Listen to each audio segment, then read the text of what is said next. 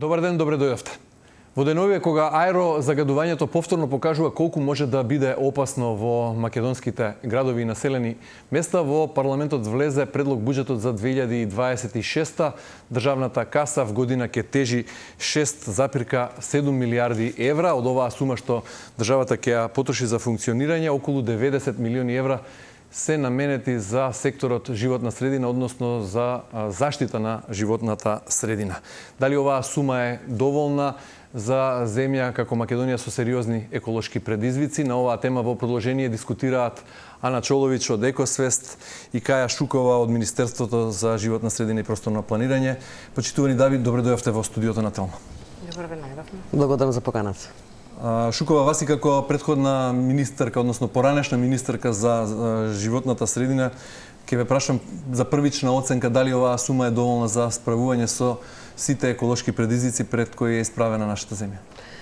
Видете, буџетот на Министерството за животна средина секогаш во рамките на она што е одобрено, а согласно процентот за тоа колку треба да вложуваме во животната средина, секогаш е помал неголи што се потребите. Особено во делот на секторите каде што треба да направиме сериозни интервенции, а тоа е намалување на загадувањето на воздухот, каде што се вложуваат многу помалку пари од колку што треба во годиниве наназад, и секако во делот на, да речеме, јас би рекла, во заштитата на природата, каде што имаше зголемување на средствата во текот на годините, меѓутоа гледам оваа година дека повторно има многу малку средства. Она што јас го велев со годините наназад, а и сега стојам на тоа, е дека во животна средина влегоа сериозни средства, преку, да речеме, заеми, како што е заемот за намалување на загадувањето на водите, односно подобрување на водната инфраструктура, и таму вие како држава во моментов и не треба да вложувате пари од буџетот, бидејќи веќе имате заем. Во делот, да речеме, на управувањето со отпадот, исто така има еден голем заем од пред 2 години, кој што треба да се спроведи, треба да помогне на 5 региони во државата, што значи дека вие како министерство треба да вложите таму пари, меѓутоа не сериозно. Сега зборувате за структурата и за начинот како се трошат парите, меѓутоа генералната ваша оценка на првото прашање е дека нема доволно пари. Секогаш треба да има повеќе пари за животната средина. Чолович, вие како човек кој доаѓа од една од граѓанските организации кои гласно се борат за заштита на животната средина, како го толкувате овој став на поранешната министерка и сега член раководител на сектор во Министерството за животна средина дека нема доволно пари, односно таа сума е недоволна? Сумата е Што значи тоа за граѓаните дека Да, сумата е далеку од доволна, имајќи предвид дека со некои постари проценки од 2006 година, како држава сме требале да инвестираме над 2 милиарди евра. Светска банка вели дека за да се справиме со климатските промени треба 6 милиарди долари во период од 10 години. Сега ќе ги споредите милиардите со овие милиони кои ги вложуваме ние на годишно ниво, нас ни 50 години не се доволни со ова темпо да стигнеме до некакви стандарди.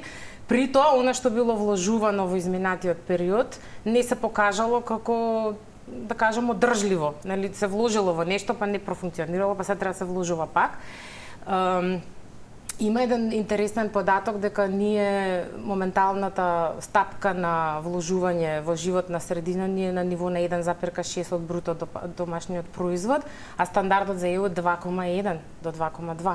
Ние сме многу под европскиот стандард. Да. И сега има и тука една дискусија дека кога ќе влезат земите во Европската унија, дека таа сума нагло пораснува, бидејќи Европа многу повеќе вложува, ама ние тапкаме во место веќе 20 години и мислам дека и доста средства и од Европската унија добивме за да ги инвестираме во секторот и пак остануваат нерешени суштински проблеми.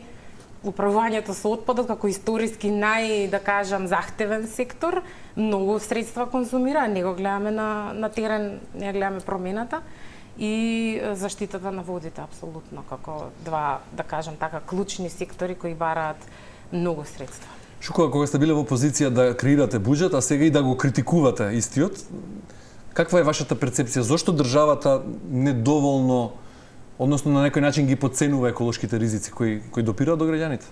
Јас не би рекла дека ги подценува, Со оваа сума не се потценети? Не збориме во тој контекст. Збориме о тоа дека ние знаеме кои се проблемите во животната средина, знаеме каде треба да се вложи и знаеме колку финансиски средства требаат. Јас би рекла, има еден сериозен проблем кој што се наметнува години наназад, а тоа е дека прво се очекува од државата.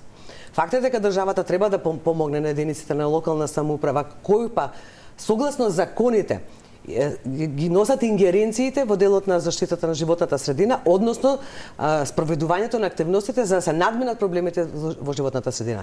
Бидејќи комуналните дејности се локална надлежност. Мерките за заштита од воздухот во голем дел треба да се спроведат на локално ниво. Управувањето со отпадот, еве и Ана спомена, тоа е локална надлежност, тоа не е државна надлежност. Не дека државата не треба да помогне, и тоа го прави со годиниве назад, можеби во одредени сегменти помалку, во одредени сегменти повеќе. Меѓутоа мислам дека мораме конечно да сватиме дека мора да се спроведуваат законите такви како што се, а во најголемиот дел се локални надлежности, не се централни надлежности.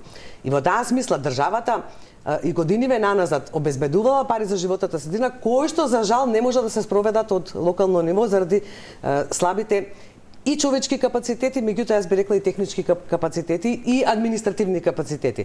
Бидејќи вие можете да ги обезбедите, еве, ќе земам еден прост пример. Заемот кој што е обезбеден за управување со води, односно за подобрување на водната инфраструктура. Тој заем е потпишан во 2023 година. Не е спроведен повеќе од 5%. Кога барате од општините да ви достават документација за да спроведат проекти за кои што вие им давате на еден начин грант, добивате проекти кои што се со многу лоша тендерска документација, генерално се лоши проектите, се на многу ниско ниво. И тие не можат долг временски период да обезбедат проект кој што ќе може да се финансира. И такви проблеми имаме, значи не е само проблемот секогаш во средствата, сакам да кажам. Дали овој одговор задоволува или е на некој начин префрлање на топката од надлежноста на државата кон единиците на локална самоуправа, односно оние институции на локално ниво? Кој е понадлежен, кој не е надлежен? Мислам дека проблемот е 3-4 назад. Прво затоа што наплатата на еколошките такси, значи и од бизнис или надоместоци, не знам како да ги крстиме веќе, и од бизнис секторот и од граѓаните, се вливаат во централниот буџет, дел од нив одат со наменски сметки во министерство, но таа сума е многу мала.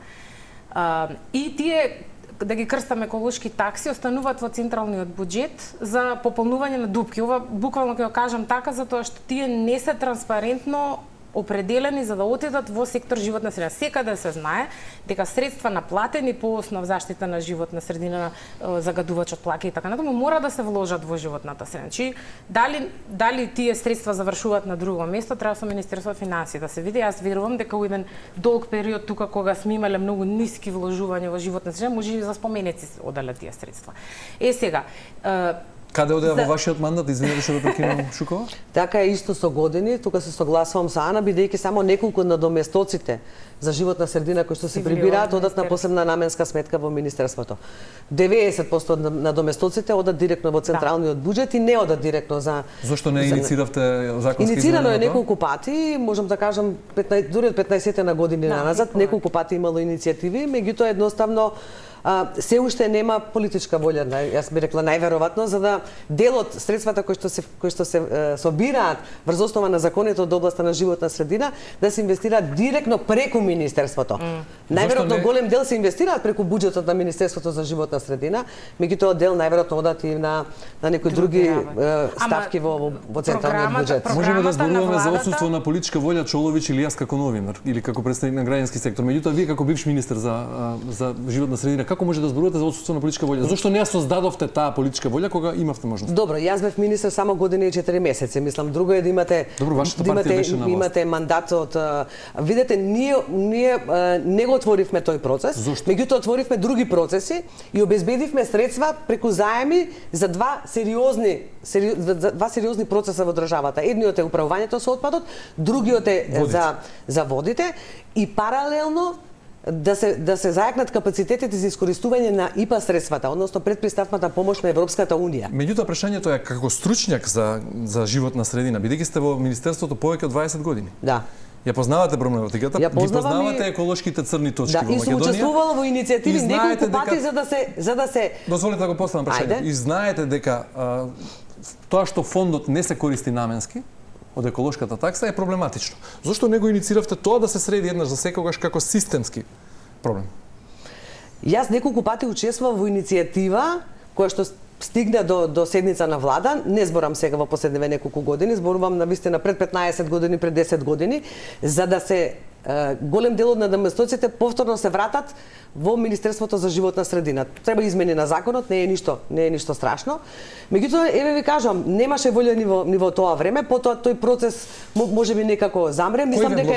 Мислам дека е време, Ако сте не поминуваше на седница на влада за да може да оди понатаму и на собрание за да се направат измени на законот. Мора да се направат измени од законите во областа животна средина, каде што вели дека средствата прибрани по надоместок тој и тој не одат во централниот буџет на државата, туку одат на приходна сметка во министерството. И тука се отвори и морам да отворам една дилема. Годиниве наназад се отвараше прашањето дали треба повторно да се врати фонд за животна средина или не треба да има фонд за животна средина, бидејќи голем дел од надоместоците кога постоеше фондот се трошеа преку фондот за животна средина. Денеска се трошат преку програма која што ја спроведува Министерството за животна средина. Меѓутоа јас сметам дека ние треба малку повеќе да седнеме и системски да размислиме дали нас не покрај сите вакви тела кои што се формираат со годините наназад, гледаме дека суштински не носат подобрување на состојбите, дали треба повторно да отвориме фонд за животна средина или едноставно малку да го зајакнеме тој сегмент на министерството каде што средствата кои што се прибрани би се реализирале како и до сега преку програми. Јас како новинар овде во студиото со често пати во дискусија со представници на граѓански организации и активисти за заштита на животна средина сме се прашувале јавно дали политичарите го дишат истиот воздух што го дишаме и ние. Веројатно Чолович и вие сте си го поставили истото прашање, кога слушаме како за нема политичка волја за решавање на некој одреден проблем кој сите не засега. Добро, ние следиме дека програмите на сите влади до сега имаат воспоставување на фонд за животна средина и сако тоа не зборувам само за фондот. Тука едно прашање е генерално, затоа што треба средствата да си одат на право место. Се согласувам за заемите, сите тоа во ред, ама заемите се исто така јавни средства, ние треба тие да ги вратиме. Значи не се грантови, така што ние мора да обезбедиме државни средства за тие да се вратат. Сакав да искоментирам на капацитетот на општините. Мислам дека со процесот на децентрализација, тоа што се исцепкавме на толку многу општини, ние не им даваме доволно средства на општините. Они добиваат само мал процент од ДДВ-то, да речеме, или од други. Значи, самите тие имаме општини без персонал. Не може да очекуваме дека тие ќе спроведат. Или нив ќе ги зајакнеме за да функционираат како што треба и да управуваат со средствата, или ќе го тераме централно. Мислам дека тенденцијата е се да се тера централно. Многу е лесно да кажеме дека општините се виновни зашто не го собираат отпадот, бидејќи да, собирањето, ама системот за управување на отпадот е државна одговорност и системот на заштита на реките и пречистителните станици, така натаму исто така е државна. Затоа прашањето е како го коментирате одговорот нема политичка волја. Сега нема политичка волја бидејќи е друга гарнитура на власт. Кога била таа гарнитура на власт и тогаш немало политичка волја. Ама секогаш кога е за пари нема политичка волја, затоа што интересот е да се пополнат дупките во буџетот. Овој буџет е најголем до сега ми се чини, така? И пак процентот за животна средина никаков и сите знаеме дека не е доволно средства, сите знаеме и дека средства има. Само што не завршуваат на право место. Во однос на фондот, значи јас пак стојам на тоа. Нема држава која нема, значи држава која навистина се обидува да си ги унапреди стандардите во живот, а да си го исчисти воздухот и отпадот така натаму, без агенција за животна средина, без јака структура, значи и институција и средства. Значи мора тоа тело кое и да е, дали е трансформирана управа за животна средина во агенција, небитно како ќе се вика. Средствата мора да влезат на едно место и од таму централно. Зошто го кажувам? Затоа што се додека ние Оставаме на различни ентитети да спроведуваат, нема синхроно делување. Воздухот нема граници на општините. Ако не се спроведе системски, тоа нема да има ефект. Каква е вашата комуникација со актуелната влада по овие прашања? Укажувате вие забелешки, имате право. Минатата година единствено не доставивте забелешки на предлог буџетот за во делот на животната средина. Задоцнивте, мислам така беше. Не доставуваме. Другите граѓански асоциации и организации доставуваат обично. Па да, мислам дека е излишно да коментираме, ако веќе точно се знае колку средства ќе се одвојат и нема промена во тој дел. Во однос на структурата, немате сугестии како што за кој изборуваш и Шукова? Не е проблематичен. Тоа е колачот, меѓутоа проблематична распределба. Од практично искуство, она што ќе се стави на хартија во суштина не се случува. На крај имаме многу примери такви и во програмата за природа, тоа што ќе се определи од државен буџет никогаш не стигнува на дневен ред да се потроши за таа намера. Имаме практични примери каде што мислам дека џабе е на хартија што и да се стави, кога во пракса тоа нема да се реализира. Тоа што мислам дека е суштинско е дека животна средина мора да биде апсолутен неприкосновен приоритет на влада. Значи поинаку не може. Не гледам дека ако е оставено на министерство да го брка тоа, нели како да се грижи, не. Значи нема да со аплицирање на сите мерки за заштита на животна средина и стандардите, јас сум сигурна дека и бизнис заедницата ќе се турне во тој правец. Ние како држава немаме политика за одговорност на бизнисите која цело време или па политика за јавни инвестиции. Че тие две ни недостасуваат како ние јавните средства ги инвестираме во потребите реални на државата и како ги стимулираме бизнисите да транзитираат. Значи овие средства што треба да ги вложиме, дел од тие средства треба и од бизнис заедницата да се вложат. Нема поента да зборуваме за декарбонизација или намалување на емисии, ако не очекуваме дека индустријата ќе се трансформира. Не, тоа секако се средства кои што ќе треба да ги вложи индустријата, не државата, бидејќи и дел од колачот на средства, односно на парите кои што треба да се вложат, овие милиарди што се зборуваат со години што се проценети. Ама сега државата ги вложува во индустријата. Се дели од она што треба да го вложи индустријата, за да ги подобри своите еколошки перформанси, да ги исполни условите кои што ги има во интегрираните дозволи. Може ли само уште еден коментар за програмата за инвестиции? Многу е интересно, знае, Каја сме го дискутирале ова многу пати. Програмата за инвестиции, јас ќе кажам, многу е нетранспарентна. За која програма за инвестиции? Програма за инвестиции во животната средина секоја година, најчесто секоја година, Министерството излегува со повик, конкурс за општините и за Сдружение на граѓани и образовни институции. Сега зборувате генерално или за конкретната сега што е на? Сите програми. Таа е годишна програма за инвестирање. Сега зборувате за 2024-та 25-та што излегле резултатите. Значи не е јасно кој колку средства добил. Има тамо над 200 мислам ентитети кои добиле средства. Не знаеме колку средства добиле, можеби вкупно има тие 500.000 евра, пример, исцепкани на 200 ентитети со влијание кое не можеме да бидеме сигурни дека го постигнале. Зашто? Затоа што има тамо некој кој добил за наетчија, некој ДООЛ, здруженија кои одгледуваат овци, кози, мислам дека тоа усточарство треба да оди. Кој ги доделува и определува сумите? Министерството за животна средина. Има комисија посебна или дискреционо право? Комисија има, не. Супер, министерот излегол, рекол критериуми многу строги се. И го гледате списокот и не ви е јасно како тоа поминале вакви организации кои не постојат, не може да ги најдете. Требале да спроведат јавна кампања. Алудирате на некоја злоупотреба на средствата или? Сигурна сум дека има некаква злоупотреба, бидејќи не е транспарентно. Инаку не би било проблем да бидат објавени сумите, да бидат објавени нивните извештаи, нивните анализи, прирачници, студии, што и да работеле во тој. Значи ова го зборувам 15-20 години наназад, ние немаме информација што се случува со овој проект. И сега, чисто вака како викаат за гимнастика на мозокот. Тие 500.000 евра 3 години да се пристрпиме и да не ги доделиме на невладини организации или кои, верувајте, не живеат од тие средства, колку добиваат? 2-3.000, 4.000 евра за тоа. Така тоа, една година не може една организација да живее за 3.000 евра. 3 години да се пристрпиме за тие пари и ќе го купиме десулфоризаторот за регбитол. чисто за гимнастика на мозок. Значи не станува збор дали ќе поделиме волку или онулку средства на... Ке ги решевме жешките точки 16. Ке решевме жешки точки, Југохрам ке го средевме. Охислиндерот ке на ги селевме. На долкрок, секоја година ако став. Значи не велам ја дека не треба граѓански сектор да добие средства.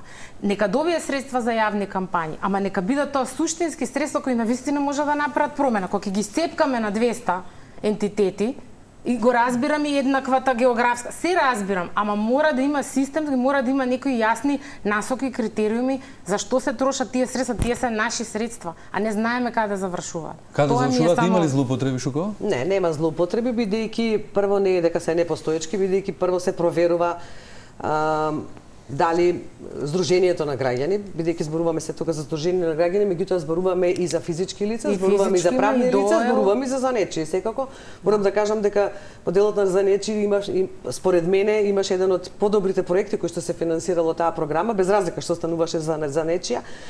Младо момче кое што, да речеме, од отпадни материи, од отпад произведуваше, направи машина со која што произведуваше репроматеријали за во градежништвото. Така да, мислам, не е битно кој го спроведува проектот, битна е целта на проектот и битна е дали постигнува резултат. Злоупотреби немало, бидејќи има контрола. Значи има контрола, се проверуваат и правните и физичките лица, се проверуваат и преку централен регистер, многу често сме правеле и комуникација и со други органи кои што прават контрола во државата за да видиме дали има било каква злоупотреба од страна на тие правни или физички лица. Значи не, злоупотреба немало, тоа се постојни организации, треба најмалку една година да бидат формирани, најмалку една година, обично се повеќе години.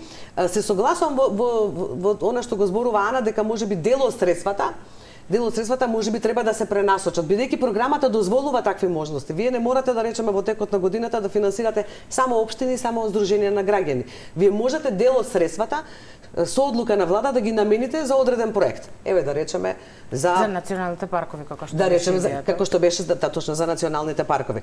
Тоа е значи секако политика на министерството како таа сума на средства која што има на годишно ниво, а е од прибрани надоместоци од Законот за животна средина, ќе се распределат и за која намена.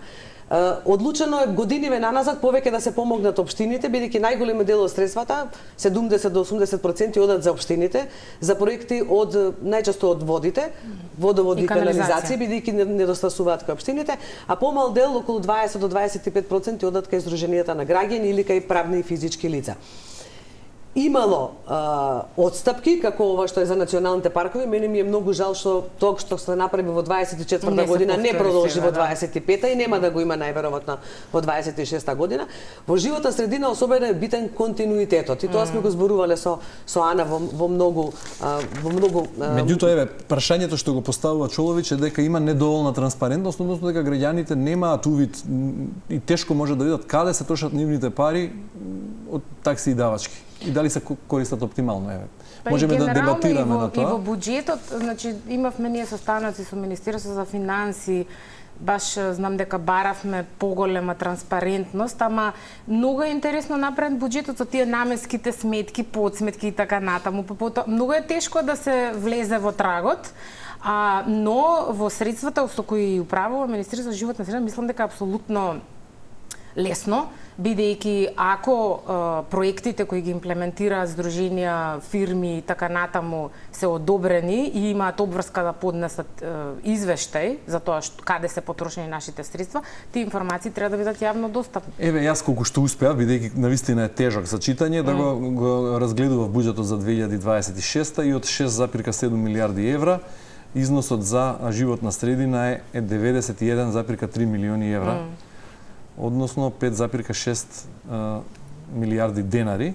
И сега во описот, како што јас барав поставки таму за структурата внатре, заштита на животна средина 38 милион евра.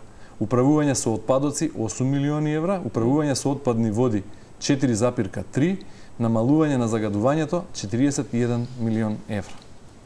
Структурата на буџетот сега сите овие суми заедно се 91 милион евра или 1,36% од вкупниот државен буџет. Има ли во овие ставки вие можете ли да препознаете дека ќе се стави акцент, фокус во 2026 на борба против загадувањето на воздухот? Не може да знаеме. Нас не недостасува и стратегија за квалитет на воздух сега Значи, истече. јас можеби така што наивно верувам гледам... или би сакал да видам дека во буџетот ќе биде одвоена сума од 15 милиони евра за преселба на Линдан од Охрид. А не можеме да го видиме тоа, бидејќи Не, се не гледа. можете бидејќи Не оди тоа така. како проект Ама тие средства јас сакам да ги видам, да речеме, во програмата за инвестиции во животна среда, која вика дека има 14 милиони евра во 25-та, пример, така? Или за природа, кај што вика 750.000 евра од буџетот се двојат за природа секоја година. Сакам да, мислам, оваа година, порано имавме смешни ситуации кај што имаше 5.000 евра од буџетот одвоени за природа. Ама сакам да кажам, тоа се промени во 23-ти, 24-ти имаше многу повеќе. Тие средства треба да се видат во една програма. Значи, тие се 90 милиони, убаво би било да се видат и кои од тие средства се не знам, заеми, што бараат исто заемите од нас, бидејќи тие треба да си направиме калкулација која ни е грейс периодот, кога треба да почнеме да ги враќаме. Тука кај заемите морам нешто да кажам. Град Скопје е најголема општина така во Македонија со најголем финансиски Со најголем буџет и пак не може да земе банкарска гаранција за да земе кредит од Европска банка за обнова и развој за да ги купи бас рапид, како се викаше, брзиот автобус системот, јавниот транспорт да го. Пак собранието треба да даде гаранција. Сакам да кажам, од општините не може ова да го бараме ако не можат најосновни, нели, да аплицираат за заем и да го добијат од банката и да имаат структура како ќе го враќаат тој заем. Пак државата се јавува, зборуваме за еден град. Са истото да го кажеме за Битола, кај што и тамо треба или у Тетови и Гостивар да воспостават систем за јавен транспорт за да го намали аерозагадувањето. Како ќе го направат тоа како општини, не мислам дека е... Сато и не би сакал да видам здодевени да го повторам. Фискалната децентрализација дефинитивно, да. Отвара прашањето на фискалната децентрализација која што доцни требаше да се спроведе се требаше и се нема политичка волја. Да не бидам здодевен да се повторувам, меѓутоа морам да го кажам ова уште еднаш. Кога ќе дојде во секторот животна средина, при тоа морам да кажам дека во Македонија од 91 наваму од самостојувањето се смени, еве вие поправете ме ако грешам, повеќе од 20 министри за животна средина. Да, не сум ги бројала, ама имало 15 на секако. И тоа доволно кажува за сериозноста на државата како ја третира и како ја сваќа нели животната средина како сфера и како едно многу сензитивна област за здравието на граѓаните. Меѓутоа еве и кога ќе дојде човек од надвор што немал допирна точка со животната средина, па и да некако можам да разберам. Меѓутоа вие сте затоа повторувам човек од фелата. Да. Повеќе од 20 години работите таму во животната средина, ги познавате добро проблемите и велите нема политичка волја. Може да нема политичка волја, меѓутоа пак ве прашувам, политичарите нели го дишите вие истиот воздух кој го дишеме и ние? Еве, Македонија е редовно меѓу земји со највисоко ниво на PM2,5 честички, PM10 честички. Последни податоци на Светска здравствена организација покажуваат дека 95% од населението во Македонија повеќето број на денови во годината диша воздух со над препорачани дозволени вредносни граници. Добро, ма сега малце мислам дека тој делот на политичката волја кога зборувавме за надоместоците за животна средина да бидат дел од Министерството за животна средина. Не зборувам, јас никош не кажав генерално, не мислам дека генерално нема политичка волја. Имаше политичка волја и како бидејќи буџетот од 2020 година до 2024 година секоја година на Министерството за животна средина се зголемуваше.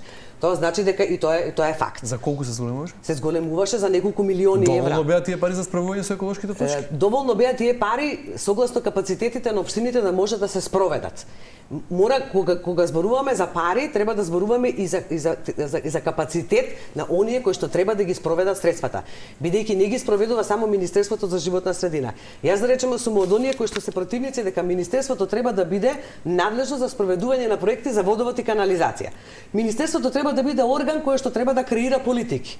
И тоа се уште го прави. Меѓутоа спроведувањето треба да биде кај оние кои што се согласно закон надлежни за спроведувањето.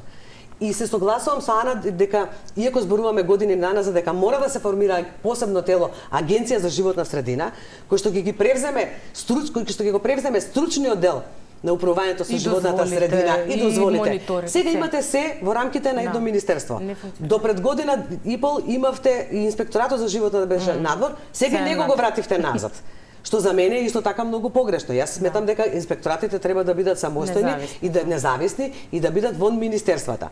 Значи, она што со години се зборува, а тешко се реализира, очигледно е, дека Министерството за животна средина треба да остане помало тело кое што ќе креира политики, Агенција за животна средина треба да биде самостојно тело кое што ќе биде стручно и ќе учествува во спроведување на особено моделот на заштитата на природата, моделот на управувањето со водите, управувањето со отпадот. За ова прашање веројатно сме требале да зборуваме пред 2 децени. Не, сме зборувале многу процеси биле отворени, меѓутоа сериозно никогаш не биле затворени. Имаме 150 до 200 еколошки црни точки во држава идентификувани или колку? Не, сега јас би рекла топ 6.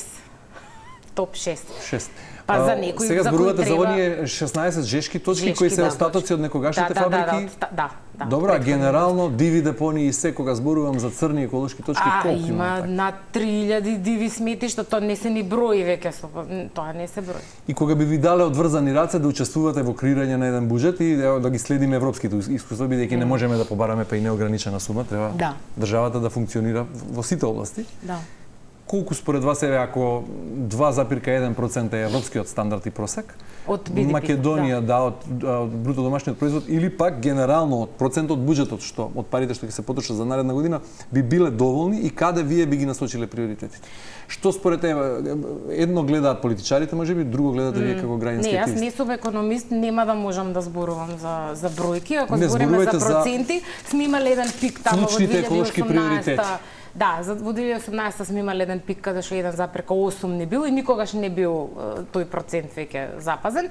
Апсолутен приоритет. А и добро, што ми ја спомнавте 2018, што направивме тогаш што тој поголем износ во буџетот за животна средина? Не знам, најверојатно се тоа инвестиции од неколку проекти кои се влезени во државата. Тоа прашам, што ја качи ставката на 1,8% од бруто домашниот продукт? Предпоставувам подпишаните заеми со одредени институции. Не, тие беа видовме ли полза како општество? Не, голем дел не се ни имплементирани, нели нема апсорбција на средствата. Тоа го забележуваат и од Европска унија.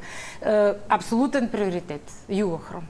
Апсолутен приоритет. Опасноста да се загади изворот рашче? Да се загади рашче. Депонијата од Југохром, да. Значи 50 милиони евра, да ги тргнеме на страна, колку што треба. Значи, навистина, ова не е веќе прашање на дали сакаме или не сакаме, туку апсолутно мора сега, веднаш. Не знам како да кажам, колку поголем приоритет. Значи, ако се загади водата во Рашче, не само што нема да може да ја пиеме, не може да ја користиме за апсолутно ништо. Треба сите да се иселиме од овде. Не знам кое е решението или да изумреме. Ме разбирате, ова е, не знам како да кажам, посериозно од ова нема и пак, едноставно, овие информации не излегуваат. Надвор, ние го чекаме новиот министр, бидејќи работевме во изминатиот период да истражиме, да видиме кои се механизмите, кои се апсолутните приоритети, кои се најжешките точки. Охис почна, ама изјавата на премиерот беше, се надевам дека од унгарскиот кредит ќе можеме да одвоиме средства за да го довршиме чистењето на Охис, ама тоа не е од кредит, тоа се државни средства, тоа е наше историско загадување. Ние треба со наши средства да си го исчистиме, зашто чекаме секогаш некој друг да инвестира во тоа, за нашето здравје да биде како што треба. И во секој случај не е ова голема сума на пари за Југохром да се реши трајно. Не можеме да го однесеме некаде, мора да остане тука во посебна, да кажам, посебен саркофаг. Ама не е тоа претирано многу средства што треба да се одвојат за здравјето на скоро 1 милион жители што гравитираат во Скопје. 50 милиони евра, мислам дека се многу помалку пари и мислам дека има инситу решение. Значи на самата локација има решение, секако ќе биде во милиони евра, за да нема понатаму истекување на тривалентен хром во 6 валентен хром, се извинувам. Добро, освен тоа Џулија Робертс да ја викнеме да дојде да ја подигне свесноста за како Ерин Броковиќ, нели? Тоа беше познатиот филм. Имаме почва контаминирана со тешки метали, не само југохромостатоци. Имаме лошо управување со отпад, диви депонии, преку 2000 идентификувани во државата и никако да профункционира и тоа со регионалните депонии. Нарушен биодиверзитет, Охрид езеро такво што постојано е на граница дали ќе биде Законот за Охрид е повлечен. повлечена од собрание после прво читање. Значи, Студенчешко блато, Охридско езеро и Матка и Кањон Матка беа ставени на собрание ова пролетва, или како беше, или минатата година, на крајот на минатата година, повлечени се од влада без образложение. Баравме образложение, немам. Не знаеме зошто не се буткат. Маврова не е репрогласен како национален парк, значи веќе губи легитимност, губи статус на национален парк кога 15 години не е репрогласен. Ги пробил сите апсолутни рокови за репрогласување. И се што се случува во Маврово сега е илегално. Јас не знам како да кажам, како тие приоритети не се некако... Сама тоа е најголемото богатство. Сакаме да развиваме туризам и не знам што, ама не сакаме да си ја заштитиме природата. И сте му кажале ли на политичарите, на креаторите на политики, дека цената што ќе ја платиме како граѓани после тоа интервенирајќи во здравствени политики, односно плаќајќи ја цената, тој што подобро е да се спречи отколку да се лечи? Да, сме кажале многу пати и за загадувањето од регбитола и за се, и секогаш истиот коментар, немаме средства, значи јас тоа не можам да го разберам, буџетов расте како со квасец секоја година, ама средства за да се зачува здравјето или можеби тенденцијата сите да се спакуваат од државата и да не знам што е тенденцијата навистина, затоа што имате луѓе кои се селат од Македонија затоа што не можат да живеат во загадено. Тоа е веќе алармантно. Младите, секој втор млад сака да си замине од државата затоа што во вакви услови не се живее. Така што мислам дека ја преминавме црвената линија, ако не стане животна средина и заштита од климатски промени кои допрва ќе не удрат сериозно, ако не станат апсолутен приоритет на владата, не само на министер и на сите апсолутни институции, ништо не правим. Шукова, кој би бил вашиот коментар и како политичар, но и како човек кој ја познава животната средина? Мора планирањето за животната средина да биде во рамките на еден цел мандат, не да биде на годишно ниво. И секоја година да гледаме кои проекти ќе влезат во буџетот, а кои проекти ќе излезат од буџетот или ќе останат во буџетот.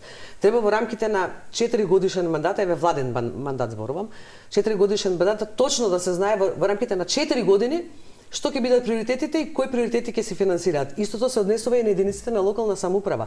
Не годишно да се планираат проекти, туку 4 годишно, најмалку 4 годишно бидејќи толку се, да, за да има ефект. Вие рековте бевте година и половина министерка за животна средина, имавте можност да креирате буџет?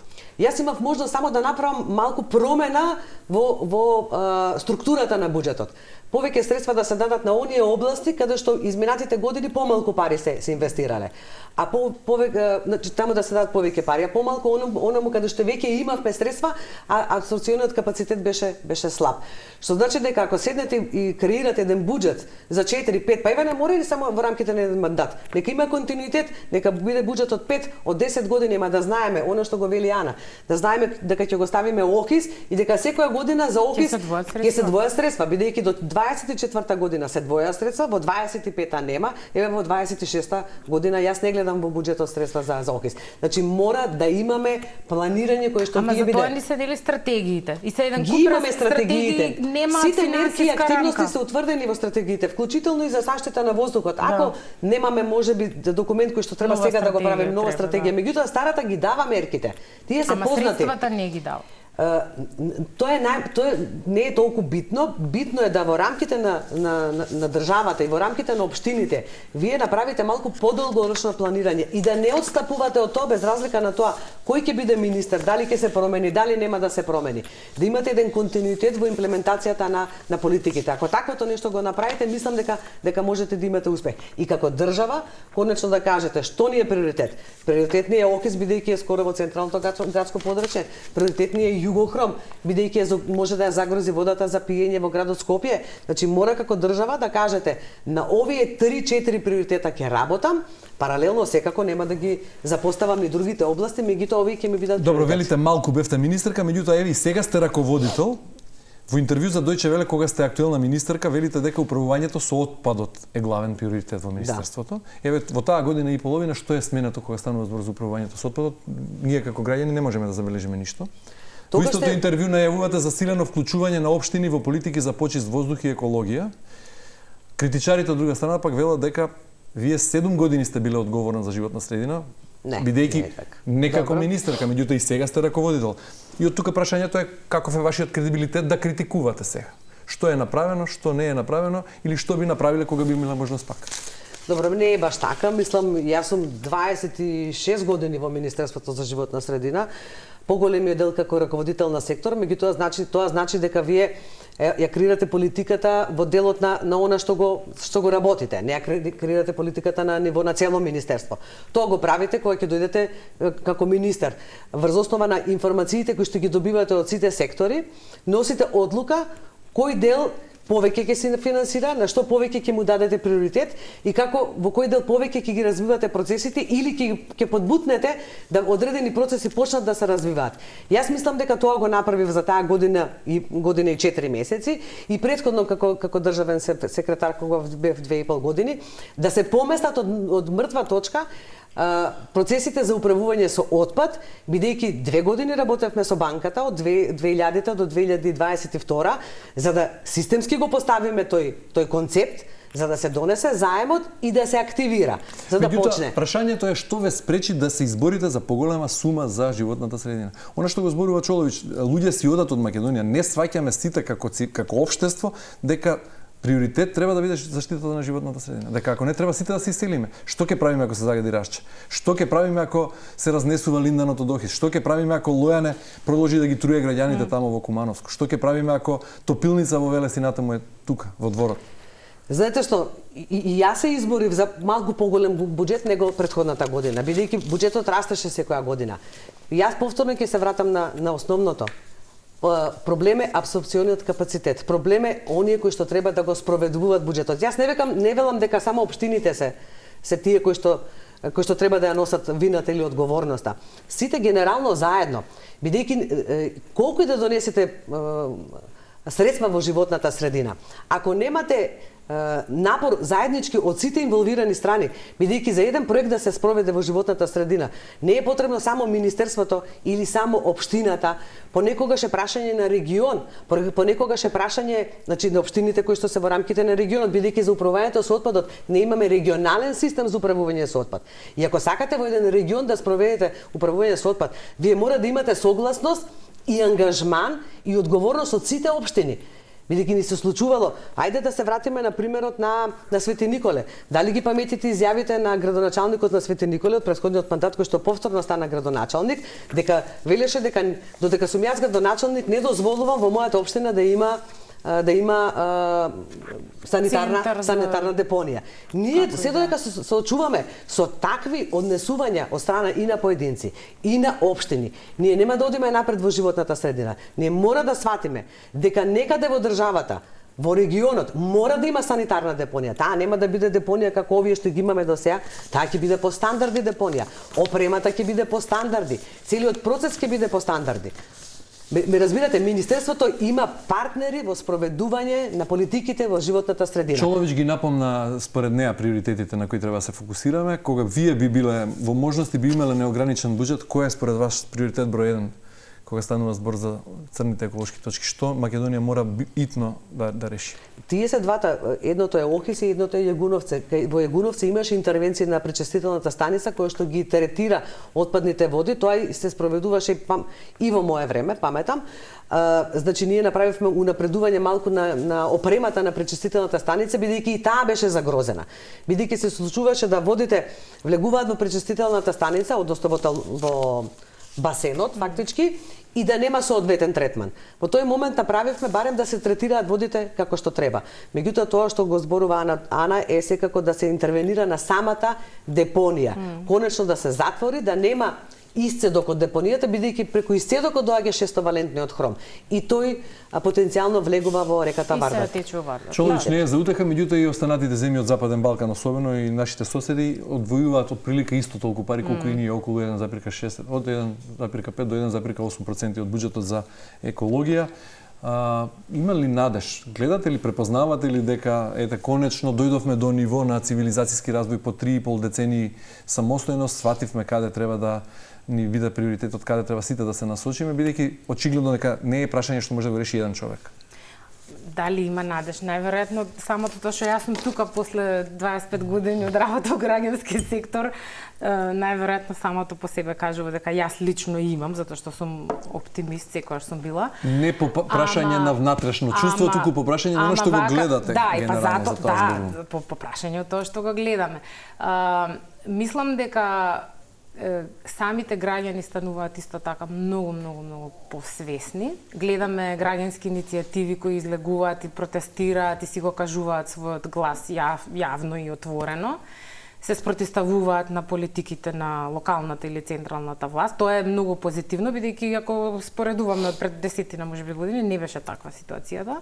Не се плашат да пријават, да реагираат, да поднесат кривични и така натаму. Значи тоа е нешто што го гледам јас сега како едно светло. И секако политичарите апсолутно ќе станат подложни на граѓанскиот притисок. Имавме еден период кога беа имуни на она што се зборуваше во јавност, ама мислам дека тоа време помина и дека токму поради посилен граѓански глас верувам дека може да се променат состојбите. Она што ние како граѓански сектор се залагаме континуирано е промена и на законската рамка, но и на практиките и на приоритетите, апсолутно, затоа што ако не е, пак ќе кажам, ако не е апсолутен приоритет, не може да се случи. Сега зборувавме само за животна средина, климата е дополнително нешто, ова што го споменав со рек битол и декарбонизација, да не бидам досадна за фондовите, пак фондот за енергетска ефикасност со кој ќе се реши аерозагадувањето уште не е воспоставен и покрај тоа што 15 на години имаме проект и во Министерство за финансии, па тука ќе биде, не може да се решиме, кој ќе ги управува средствата. Таму приоритетот е елиминирање на фосилните горива од загревањето. Тоа го решава, фактички го решава аерозагадувањето. Но, пак ќе кажам, значи, овие работи, се додека ние тапкаме во весто и викаме, добре, некој друг ќе дојде, ќе го реши, нема да се случи. Јунак човек да се најде, да ги реши работите од денес натаму и да пресече, бидејќи ако правецот е многу недвусмислен, во еден правец одиме, така, во еден правец во смисла на заштита на човековото здравје. Ова што го збориме за животна среда, природата е неминовно дека мора да го правиме, ама ние го штитиме човековото здравје на крај крајва, за нашиот опстанок. Кога тоа ќе биде јасно во главите на политичарите и кога одлуките ги носат врз база на факти и на наука, а не за сопствено мислење, дали е ова или она, тогаш ќе разговараме за ова, ама Ана Човович, Екосвест, Каја Шукова, Министерство за животна средина и просторно планирање. Ви благодарам многу за гостувањето во денешното издание, да се каже. Повелете и друг пат. Да. Почитувани, ви благодарам за вниманието со кое не следите. Останете на фреквенцијата на Телма, имајте убав ден, довидување утре во истиот термин.